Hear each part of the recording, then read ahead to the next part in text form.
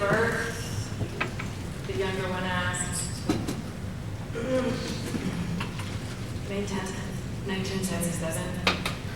I barely said it out loud. His chubby partner pressed my finger into the ink pad. Occupation? He asked, really meaning this ought to be good.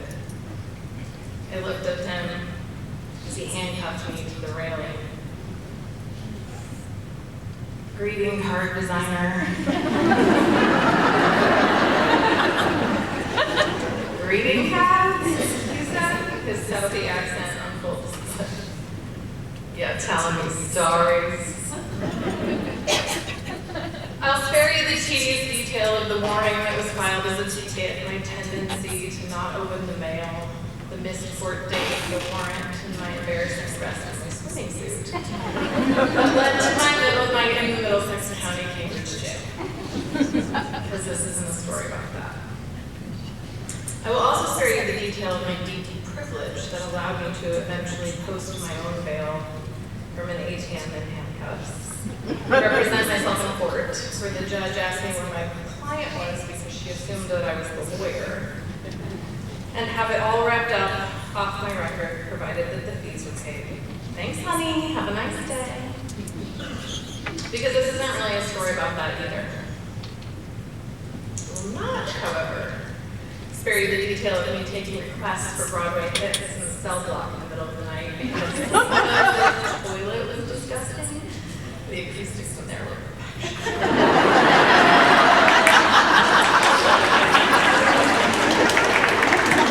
Because this is a story about how we connect to ourselves and to each other.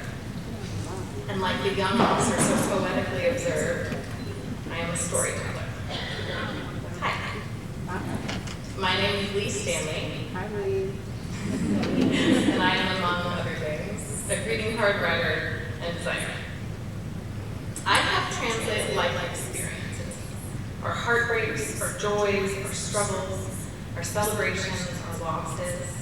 I help translate all the tenderest, saddest, funniest moments of our lives into poetic, meaningful verse that have an ideal length of 2 to 3 sentences, give or take. It's always been a gift of mine. I was a bright, quirky child with verbal gifts and what we like to now call leadership skills. I could always read how people felt.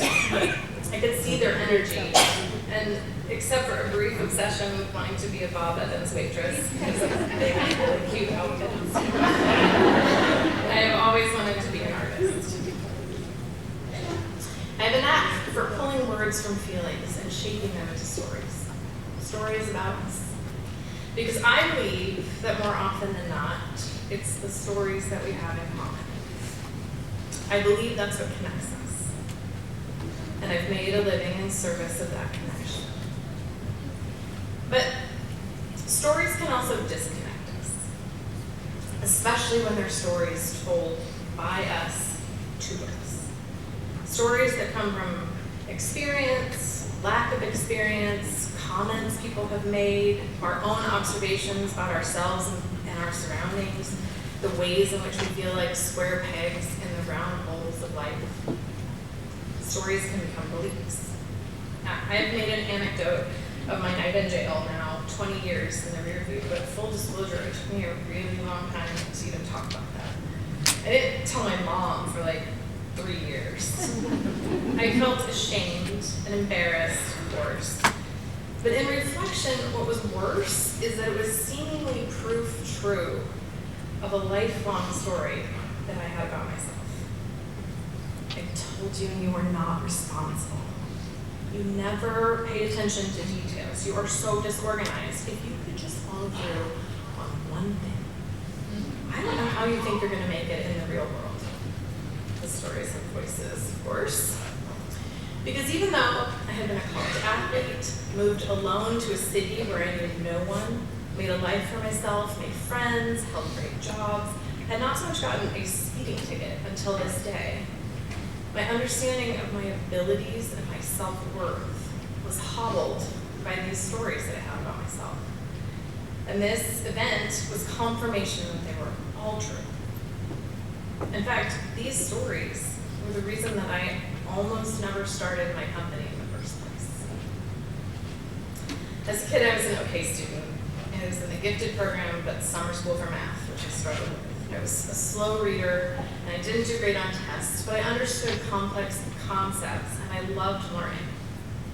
By high school, I found a groove.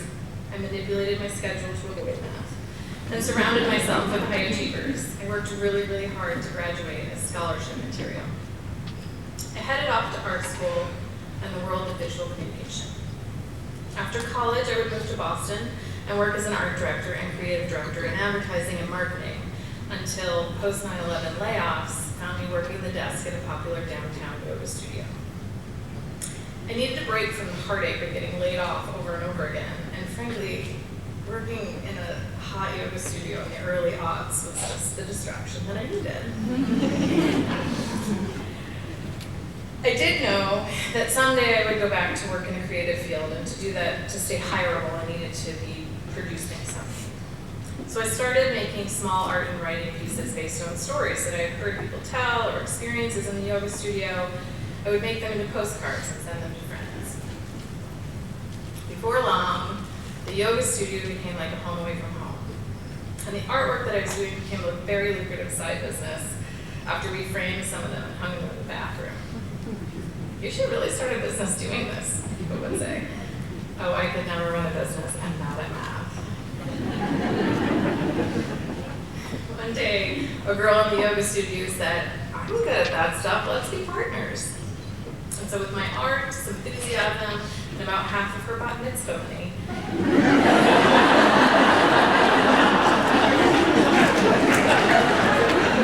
Curly Girl Design was born. Almost exactly 21 years ago today. Wow.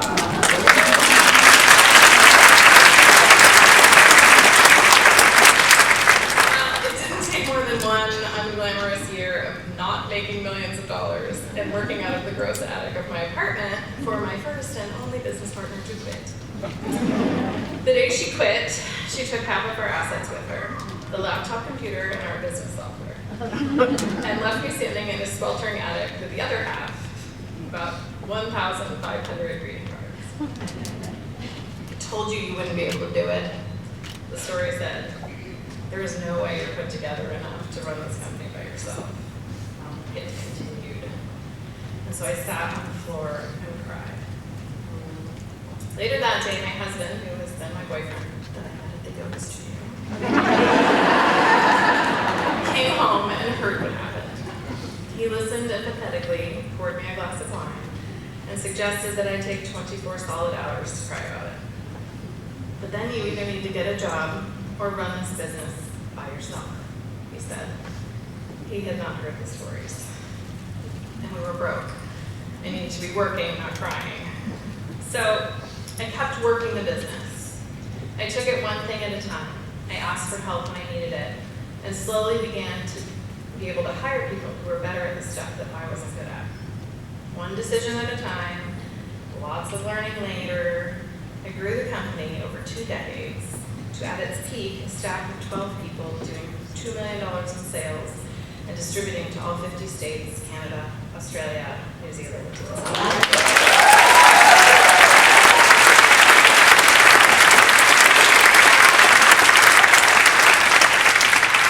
I have won 5 Louis Awards, which, in case you haven't heard, are the Oscars of the greeting card industry.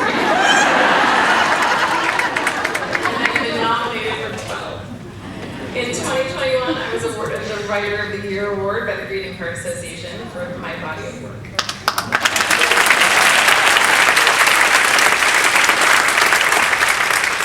I made my mark by making cards for people, not occasions. By celebrating the small moments and making our stories relatable. By helping people find the words that they're looking for, I also found a way to rewrite some stories I had about myself. Don't worry, there are always more stories. And things that challenge us tend to make them quite loud. Like, I don't know, speaking on stage in front of a group of people. Over these past several months, while preparing for this event, I was struggling to meet the deadlines surrounding it. I typically push up against a deadline, but I was like dry humping these.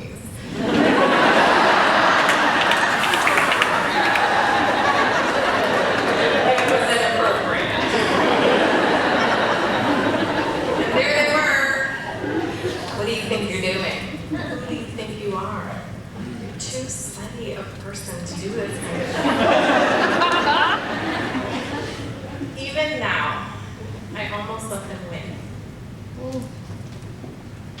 Almost came up with a reason that I couldn't be here tonight. I have an email saved in drafts. But then I remembered what the good officer knew that night in the Cambridge jail. I am a storyteller. I'm a teller of stories. And I have tools. I have compassion. I have understanding of myself. Leadership skills. And a fucking pen.